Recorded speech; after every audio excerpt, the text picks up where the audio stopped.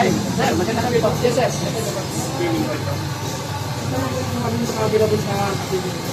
Marami po, sir. Coffee. Ano bang gusto mo?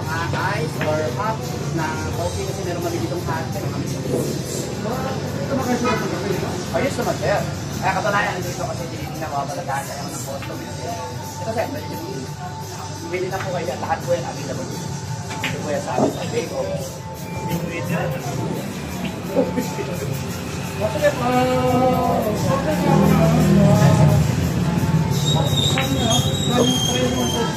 Ha? Sir, 3 in 1? Sir, may na po lahat, sir. Meron wala kami 3 in 1 dito. Sabi ko, dito ang kartong kape.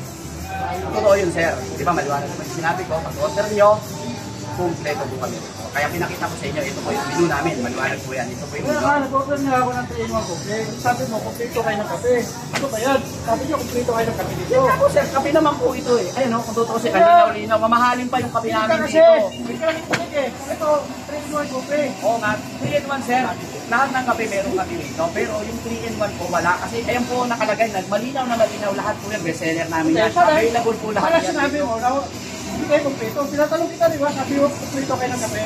Kumpleto nga, sir. Ayan ang linaw. Lahat ng nakasulat, sir. Oh. Nakasulat. Pero yung 3 in 1 po na hinahanap na kape, wala. Oo, 3 in 1 coffee. Sir, 3 in 1 coffee. Siguro, sir, mas maganda. Excuse me. Ano po ba yan? Ako po yung manager dito. Ay, sir, kasi ito ba yung ano? Umorder po kasi si sir.